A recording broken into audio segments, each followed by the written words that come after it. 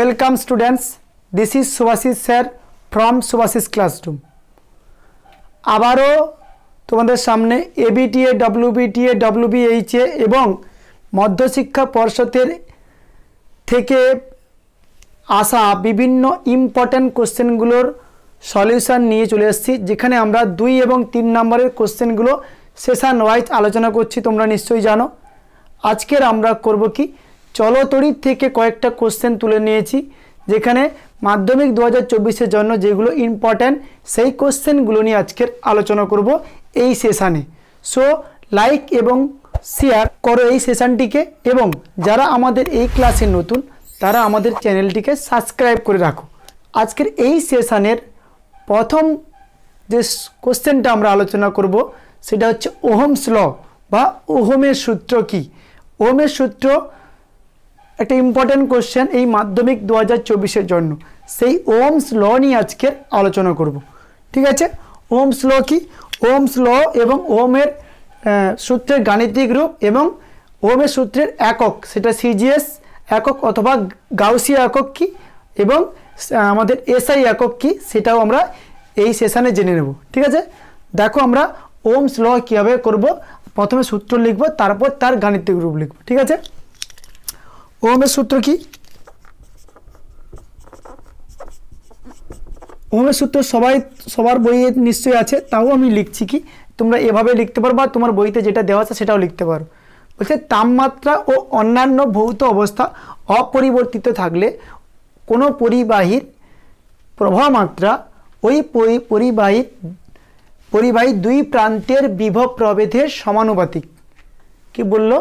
কোনো পরিবাহীতে তাপমাত্রা এবং তার অন্যান্য ভৌত অবস্থা, সেটা গলনাঙ্ক, স্ফুটনাঙ্ক, ওই পরিবাহীর উপাদান, এই সমস্ত যদি স্থির করে রাখা হয়, ওই পরিবাহীর প্রবাহ মাত্রা অর্থাৎ প্রবাহিত ইলেকট্রন বা প্রবাহ মাত্রা, ঠিক আছে, ওই পরিবাহীর দুই প্রান্তের বিভব প্রভেদ অর্থাৎ দুই প্রান্তে যে ভোল্টেজ আছে সেই ভোল্টেজের বিয়োগফলের সমানুপাতিক। এটাই আমাদের বিজ্ঞানী বলেছেন ওহমস, যাকে আমরা বলি ওহমস ল। ঠিক আছে, আর ওহমস ল থেকে আমরা রোধের ধারণাও পেয়ে থাকি। ক্লিয়ার? তাহলে কি লিখবে? লিখবে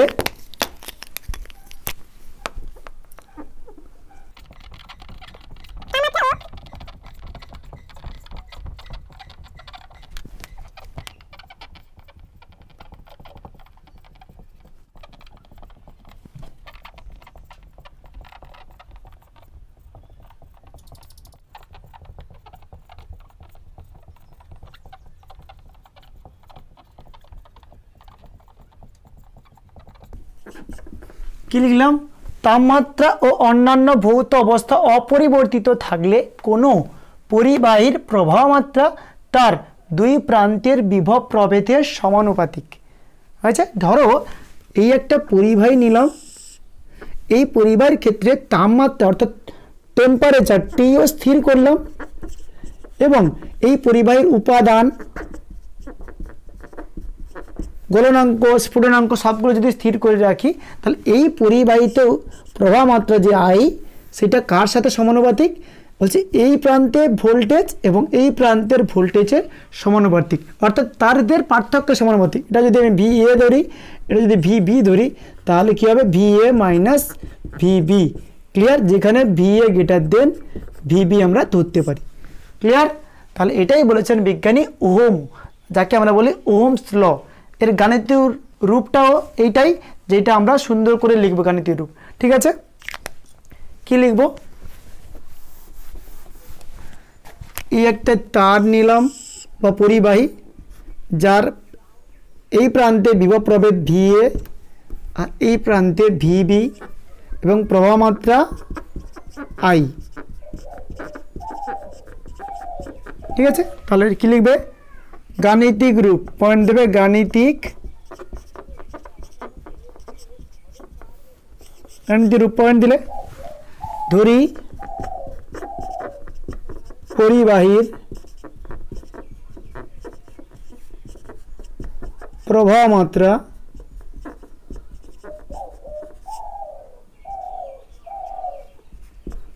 সমান I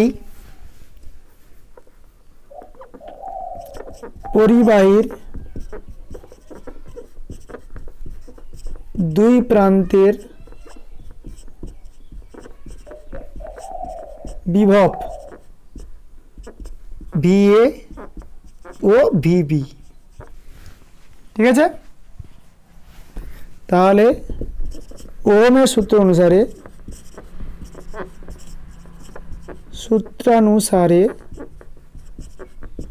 কি লিখতে পারি? বলছে প্রবাহ মাত্রা বিভব প্রভেদ মানে কি? দুটো প্রান্তের বিভব প্রভেদের সমানুপাতিক। অর্থাৎ VA যদি বড় হয় তাহলে VA মাইনাস VB, তাহলে এখানে লিখে দেবো VA গ্রেটার দেন VB, অর্থাৎ এই প্রান্তের ভোল্টেজ আমার বেশি, এই প্রান্তের কম। ক্লিয়ার? এটাই বলেছে বিজ্ঞানী ওহমস, যাকে বলে আমাদের ওহমস ল। তারপরে আমরা কি লিখব?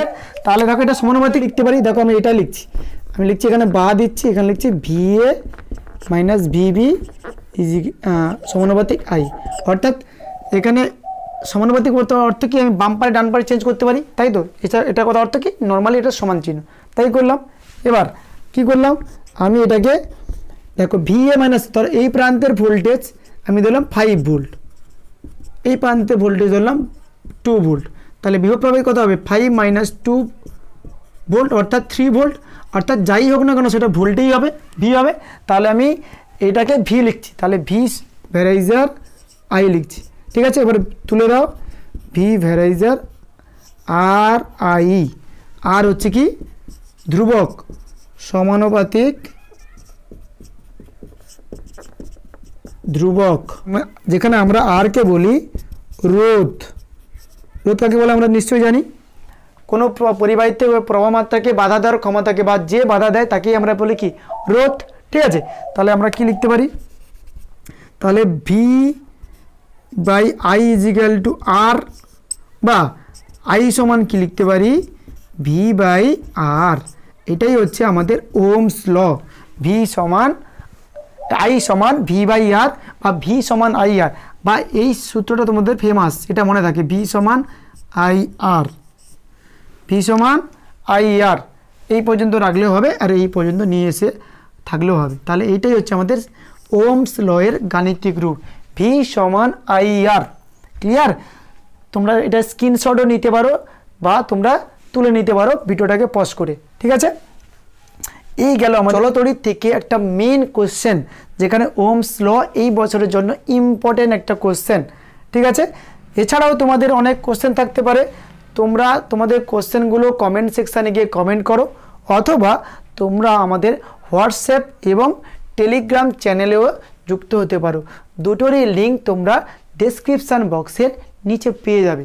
ঠিক আছে, ওখান থেকে তোমরা জয়েন হও, আর হয়ে ওখান থেকে তোমরা কমেন্ট করতে পারো, বা তোমরা কমেন্ট বক্সেও জানাতে পারো।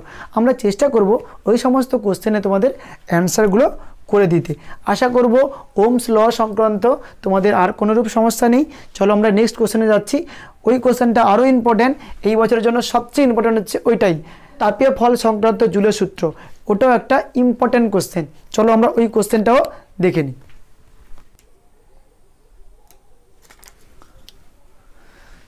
চলো দেখো, এবার কোশ্চেনটা তোমরা দেখতে পাচ্ছ কি? রোধের তাপীয় ফল সংক্রান্ত আমাদের জুলের সূত্র। আমরা জানি কোনো পরিবাহিতে রোধ উৎপন্ন হলে সেখান থেকে তাপ উৎপন্ন হয়, সেই তাপ সংক্রান্ত রোধের সূত্রটা আমাকে, জুলের সূত্রটা আমাকে বিবৃত করেছে। আমরা সবাই জানি জুলের 3টে সূত্র, এই 3টে সূত্রকে আমরা মার্চ করে একটা সূত্রে নিয়ে আসবো, ফাইনাল অ্যান্সার পাবো, যেখানে আমাদের জুলের সূত্র, মেন সূত্র পাবো এই সমান I²RT। ঠিক আছে, চলো আমরা জুলের সূত্রটা দেখে নিই। এবছরের মাধ্যমিক 2024 একটা ইম্পর্টেন্ট কোশ্চেন, এটা মনে রাখবে। অর্থাৎ আমাদের ওহমের সূত্রের চেয়েও এটা একটা ভালো ইম্পর্টেন্ট কোশ্চেন। চলো, 3টে সূত্র লেখার আগেই প্রথমেই লিখবে কি ধরবে। ধরি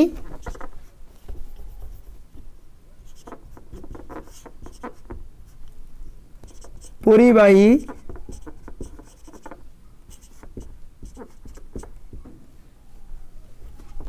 প্রবাহ মাত্রা সমান I, রোধ সমান R, সময় সমান T, এবং উৎপন্ন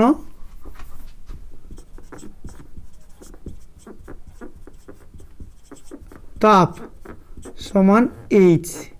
সবগুলো ইংরেজি নামের প্রথম অক্ষর দিয়েছি, প্রবাহমাত্রা আর টি এবং উৎপন্ন তাপ এইচ ধরেছি।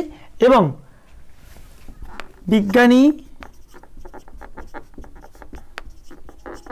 জুলের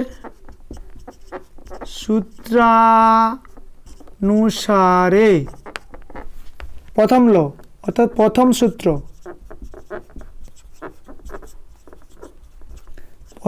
কি অর্থাৎ প্রথম সূত্র দ্বিতীয় সূত্র কোনো চাপ নেই, আমরা শুধুমাত্র এইচের সঙ্গে একবার আই এর তুলনা করব, এইচের সঙ্গে একবার আর এর তুলনা করব, এইচের সঙ্গে একবার টি এর তুলনা করব। যার সঙ্গে তুলনা করব সেটার সাথে আলোচনা করব এবং যে দুটো থাকবে সেই দুটো আমাদের স্থির থাকবে। ঠিক আছে, বলছে তাহলে আমি প্রথমে তুলনা করছি আই, বলছে তাহলে লেখো, তাহলে এই দুটো স্থির, তাহলে লেখো কোনো পরিবাহীর, একদম এটা মুখস্থ কোনো ব্যাপার নয়, আরামসে লিখতে পারবে, কোনো পরিবাহীর, ঠিক আছে, আমি এর সাথে তুলনা করছি এই দুটো স্থির, রোধ ব্র্যাকেট লিখবে আর, সময় ব্র্যাকেট লিখবে টি, অপরিবর্তিত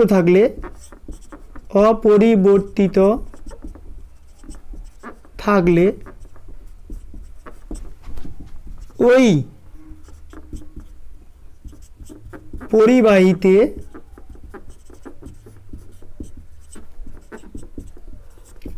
উৎপন্ন তাপ এইচ, আচ্ছা উৎপন্ন তাপ প্রবাহ মাত্রার ব্র্যাকেটে আই এর বর্গের সমানুপাতিক, অর্থাৎ প্রবাহ মাত্রার সঙ্গে শুধুমাত্র বর্গের সমানুপাতিক হয়, এটার সাথে শুধু সমানুপাতিক, এটার সঙ্গে শুধু সমানুপাতিক। এটা একটা ইজিলি কোশ্চেন, নাহলে তোমরা এটা লিখতে পারো, একদম আগে লিখে দেবে এইচ ভ্যারিজার আই স্কোয়ার, তারপরে লিখবে যেখানে আর ও টি স্থির, তারপরে লিখবে। ঠিক আছে, তাহলে বর্গের সমানুপাতি, ঠিক আছে, এটাকে দেবে 1 নম্বর। ঠিক আছে, আচ্ছা দ্বিতীয় সূত্র,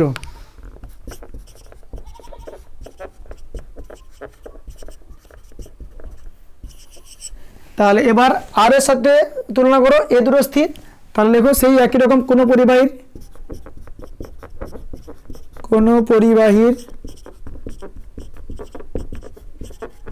তাহলে দেখো আমি আগে সূত্র লিখে দিচ্ছি, এইচ ভ্যারাইজার আমাদের আর এর, এইচের সাথে আর এর সম্পর্ক হচ্ছে সমানুপাতিক, কোনো বর্গের নয়, শুধু সমানুপাতিক। তাহলে এইচ ভ্যারাইজার আর, যেখানে কি স্থির, আই ও টি স্থির, আর তোমরা এখানে লিখতে পারো প্রবাহমাত্রা এবং উষ্ণতা স্থির। কোনো পরিবাহীর প্রবাহ মাত্রা আই ও উষ্ণতা বলছি সময় টি অপরিবর্তিত থাকলে পরিবাহীতে উৎপন্ন তাপ এইচ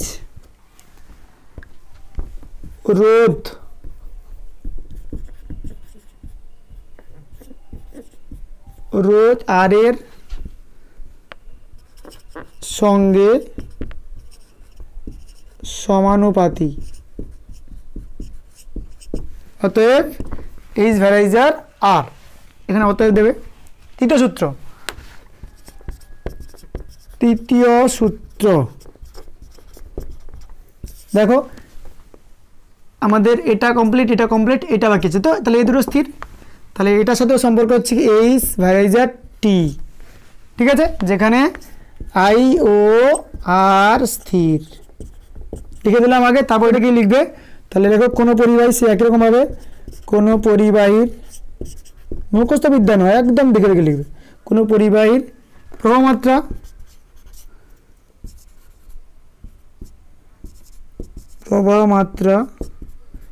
আই ও রোধ আর অপরিবর্তিত থাকলে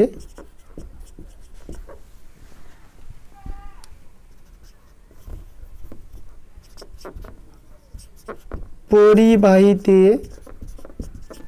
এটা বাহিতে লেখো, উৎপন্ন তাপ এইচ সময় এর সঙ্গে সমানুপাতিক। ক্লিয়ার? লিখে দিলাম একটা সুন্দরভাবে। তাহলে এটাকে 2 নম্বর দাও, 3 নম্বর দাও। তাহলে এবার শেষে লেখো ভেদের উপপাদ্য বাদ্য অনুযায়ী 1 নম্বর 2 নম্বর ও 3 নম্বর থেকে পাই। দেখো এটাও এইচ, এটাও এইচ, এটাও এইচ, এটাও এইচ, সমানুপাতিক, সকল সমানুপাতিক। তাহলে লিখতে পারি কি এইচ ভ্যারাইজার আই স্কোয়ার আর টি। এটাই হচ্ছে আমাদের জুলের সূত্র। ঠিক আছে? আর এটাকে আমরা এই ভ্যারাইজার তুলতে হবে। তাহলে তুলে দাও, এইচ ভ্যারাইজার এই সমান কে আই স্কোয়ার আর টি।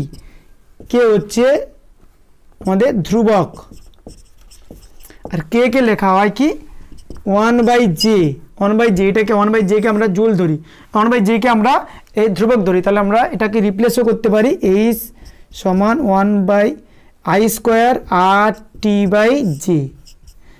এই পর্যন্ত লিখলেও অ্যান্সার পাবে তোমরা, বা এই কে পর্যন্ত লিখলেও অ্যান্সার তোমাদের হবে। 1/j দ্বারা রিপ্লেস করতে পারো, না করতে পারো। তাহলে এই হচ্ছে আমাদের কিসের সূত্র?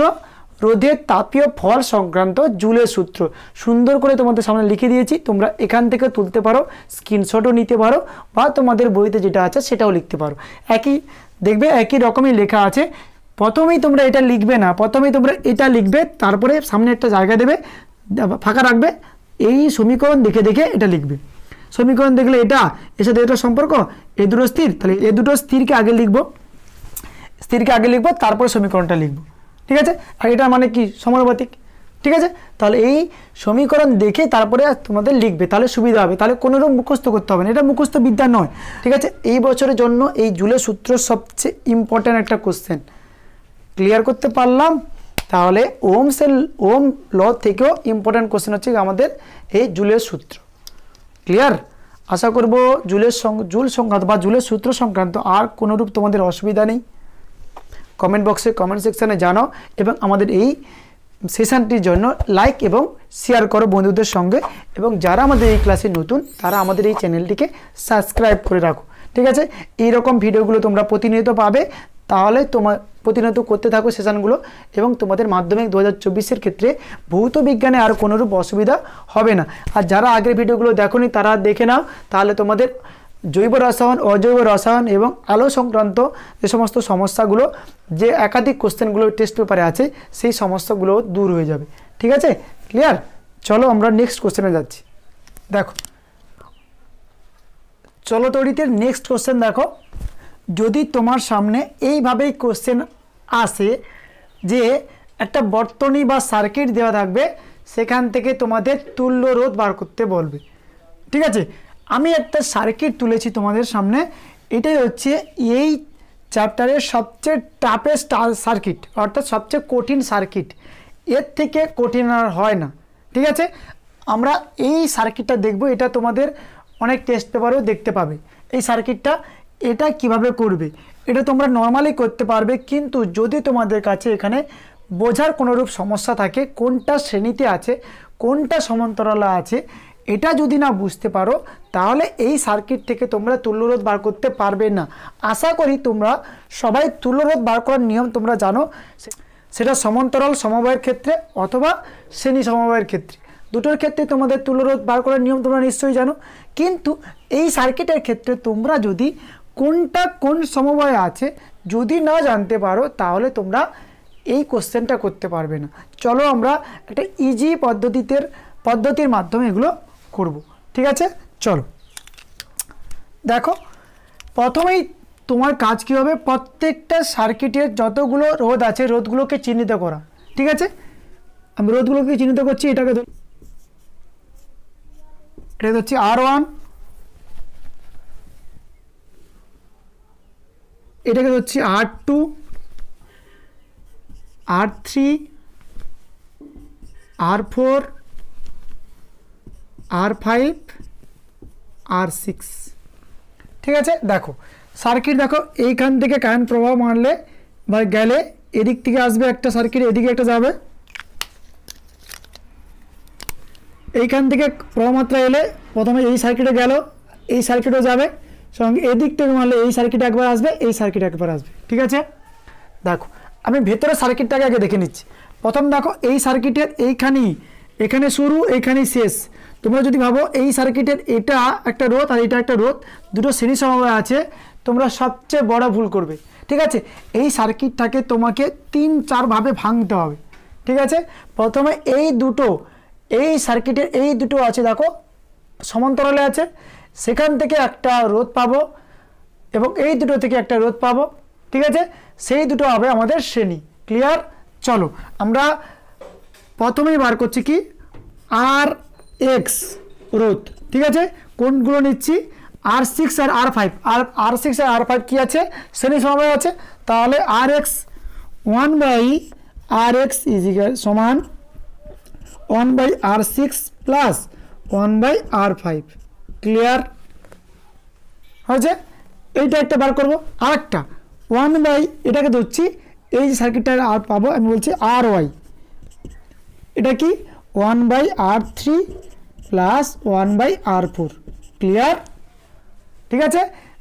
এখান থেকে যে RX আর RY পাবো সেই দুটো শ্রেণী সমবায় আছে, অর্থাৎ এই সার্কিটটা পরবর্তীকালে কি হবে এরকম,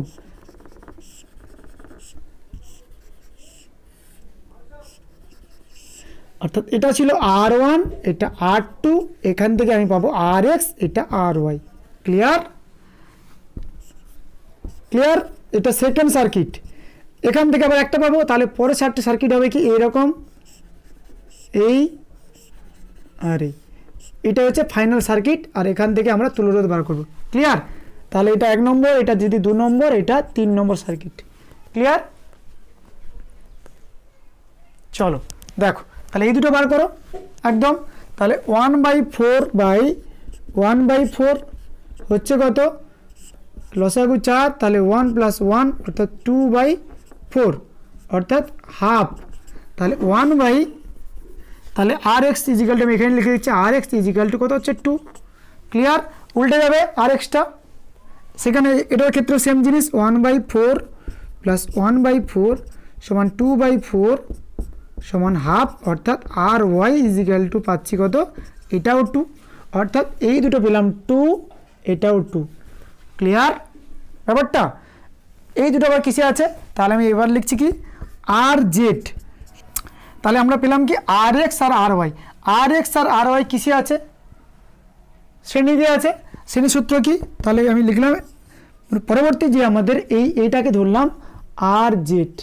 ক্লিয়ার, RZ শ্রেণী সমবায় আছে, সূত্র কি শ্রেণী সমবায়, রোধগুলোর যোগফল।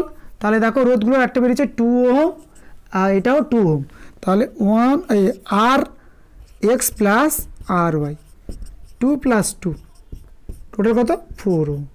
ক্লিয়ার, তাহলে এই রোধটা পেলাম কত 4, আগের থেকে এটা ছিল 2 আর এটা 2। ক্লিয়ার, এবার আমাদের ফাইনাল রোধ বার করবো। ঠিক আছে, এই তিনটে কিসে আছে, শ্রেণীতে আছে, তাই তো, এই সমান্তরালে আছে, সমান্তরালে আছে, তাই তো। তাহলে আমরা ফাইনাল রোধ অর্থাৎ বর্তনীর তুল্য রোধ বড় R ইজিক্যাল টু, বড় R লিখছি, ইজিক্যাল টু দেখো সমান্তরালে আছে, তাহলে 1/2 1/4 1/2 লসাগু কত 4, 2 2 4, 2 1 4 1 4 আর 2 2 4 অর্থাৎ 5 4।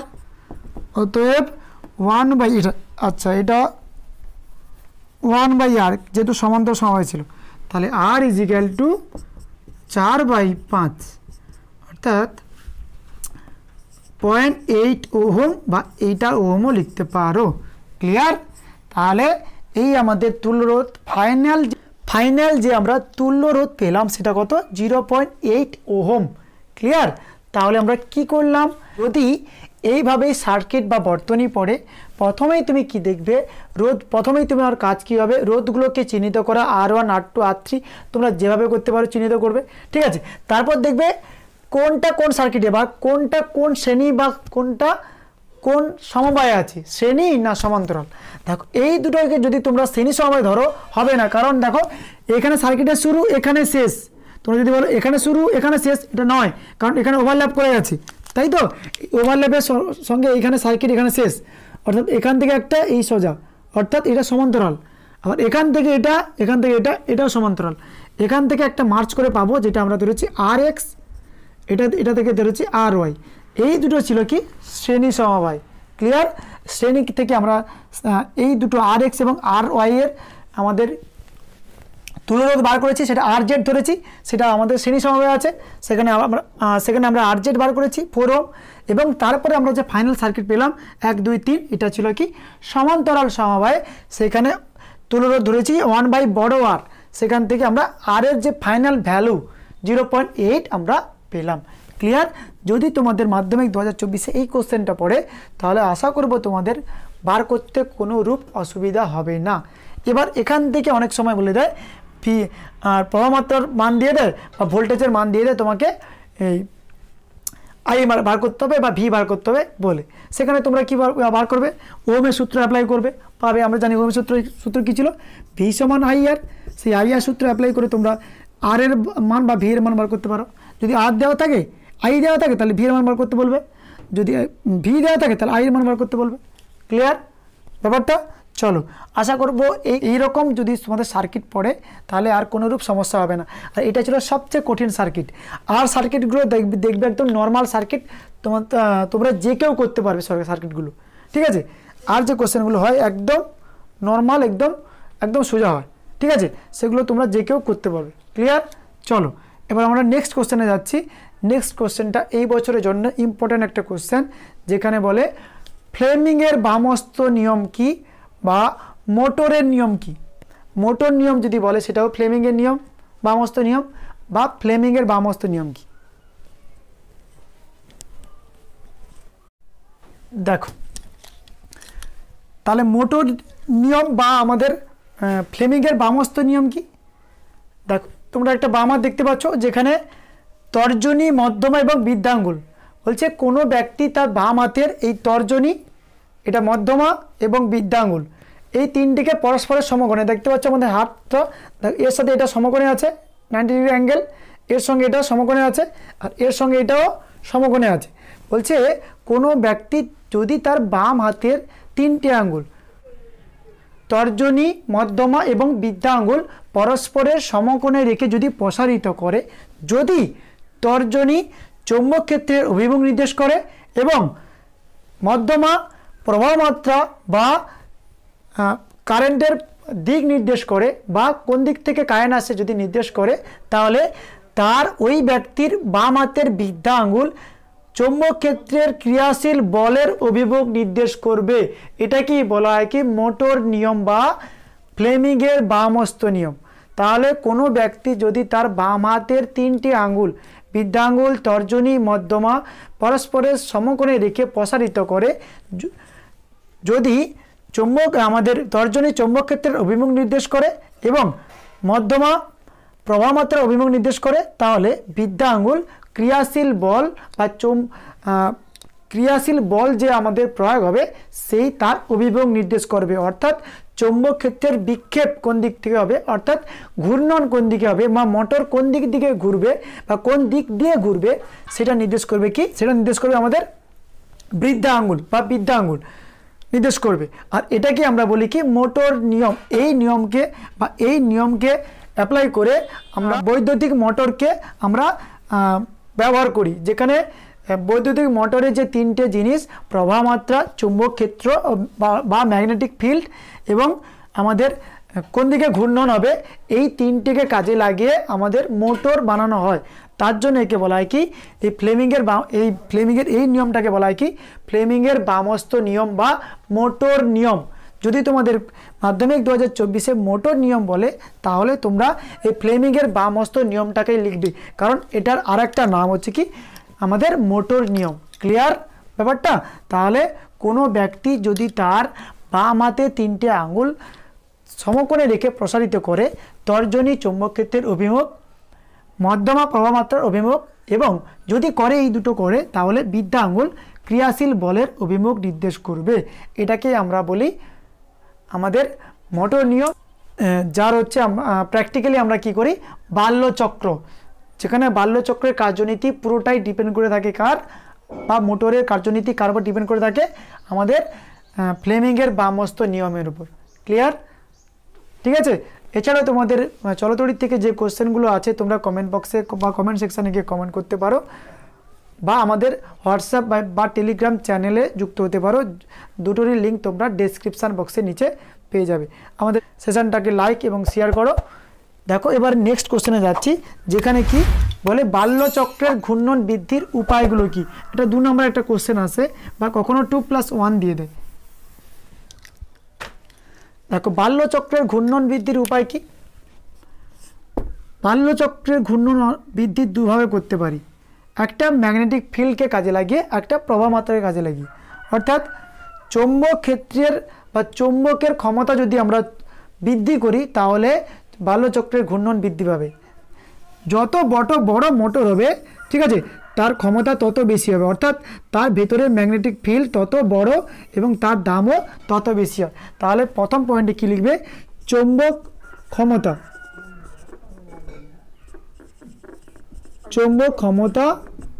বৃদ্ধি করতে হবে, চৌম্বক ক্ষমতা বৃদ্ধি করলে আমাদের বাল্যচক্রের ঘূর্ণন বৃদ্ধি পাবে। ক্লিয়ার? 2 নম্বর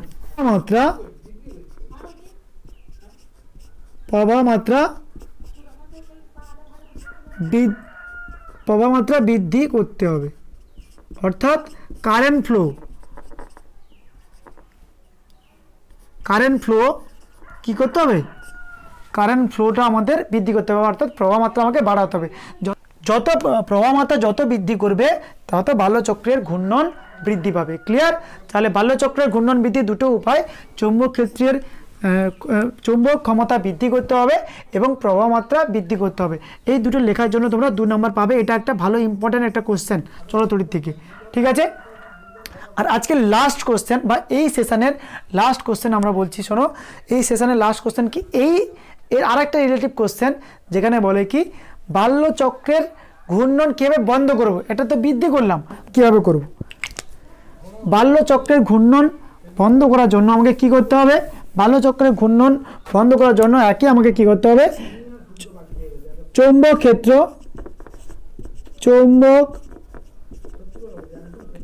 ক্ষেত্র আমাকে সরিয়ে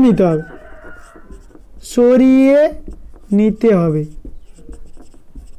ক্লিয়ার?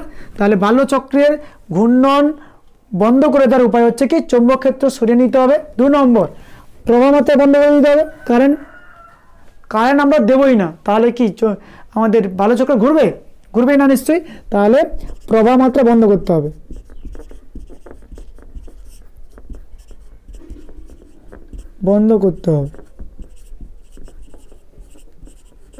আচ্ছা, আর কি করতে পারি, কি আমরা যদি ডিসি কারেন্টের জায়গায় এসি কারেন্ট ব্যবহার করি তাহলে বাল্যচক্রের ঘূর্ণন এক পাক কি অর্ধ পাক ঘুরে, অর্থাৎ কাঁটা একবার এদিকে একবার এদিকে, অর্থাৎ ঘড়ির যে আমাদের পেন্ডুলাম থাকে এদিকে একবার এদিকে একবার, ওই রকম হবে, কখনোই পূর্ণ পাক ঘুরবে না। কারণ কি বাল্যচক্রের ঘূর্ণন ডিসি কারেন্টকে নিয়ে চলে, অর্থাৎ একমুখী প্রবাহ, কিন্তু এসি কারেন্ট দ্বিমুখী প্রবাহ, যেখানে 1 সেকেন্ডে প্লাস পরের সেকেন্ডে মাইনাস, অর্থাৎ পূর্ণ সার্কিট কখনোই পূর্ণ হবে না, ফলে আমাদের বাল্যচক্র ঘুরবেই না, অর্ধ ঘূর্ণন হবে, বাল্যচক্র ঘুরবেই না। ঠিক আছে। এবার আরেকটা কোশ্চেন বলে বাল্যচক্রের যে আমাদের ঘূর্ণন যদি আমরা উল্টো দিকে ঘোরানোর চেষ্টা করি বা উল্টো দিকে ঘোরাতে চাই, তাহলে আমাকে কী করতে হবে? চৌম্বকের মেরুর পরিবর্তন করতে হবে। ক্লিয়ার করতে পারলাম? এই কোশ্চেনটাও দেয়, চৌম্বক ক্ষেত্রের মেরু যদি আমরা পরিবর্তন করি তাহলে বাল্যচক্রের ঘূর্ণন উল্টো দিকে হবে। ক্লিয়ার? চলো আজকের এই সেশনটার জন্য লাইক এবং শেয়ার করো বন্ধুদের সঙ্গে, এবং যারা আমাদের এই সেশনে নতুন তারা আমাদের এই চ্যানেলটিকে সাবস্ক্রাইব করে রাখো এবং ভালো করে পড়াশোনা করো, ভালো করে প্রিপারেশান নাও। আজকের এই সেশনটা এই পর্যন্ত। জয় হিন্দ, জয় ভারত।